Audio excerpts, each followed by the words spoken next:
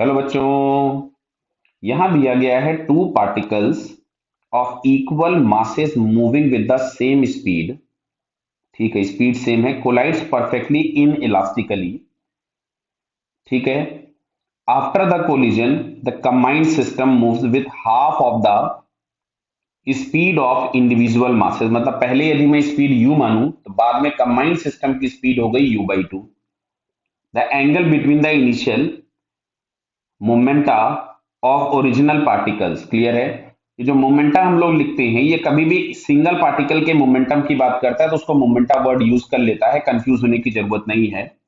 मान लेते हैं कुछ भी, ये पार्टिकल एम मास का था, ये पहले से यू से इधर जा रहा था। ये वाला कोई भी दूसरा एम मास है, मान लीजिए ये इधर जा रहा था यू डायरेक्शन से, और इनके बीच में कोई भी एंगल थीटा है, मेरे को नहीं पता है।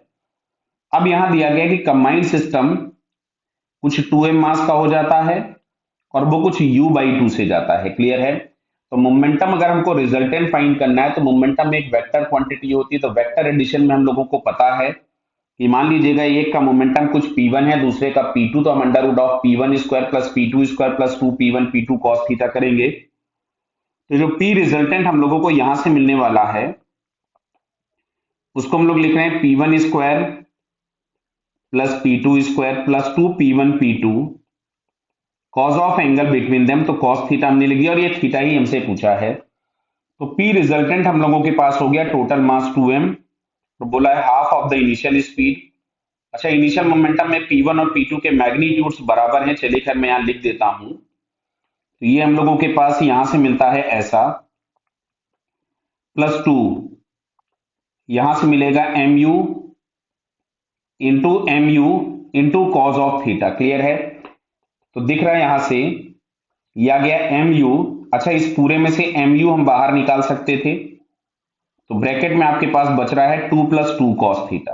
क्या समझ में आ रहा है? बताइए। ये mu स्क्वायर हो जाएगा 2mu स्क्वायर और यहां भी 2mu स्क्वायर। mu स्क्वायर बाहर निकालेंगे रूट से, तो यहां से आपके पास मिलता है 1 is equals to root of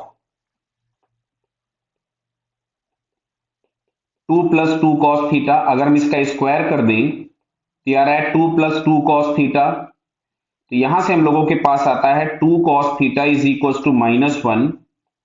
तो cos theta is equals to आएगा -1/2। तो यहां से थीटा इज इक्वल्स टू आ जाएगा 120 डिग्री। कितना हुआ? 120 डिग्री। क्लियर? तो 120 डिग्री हमको थर्ड ऑप्शन में दिया हुआ है, so it's third answer is correct. Clear बेटा? Okay, all the best.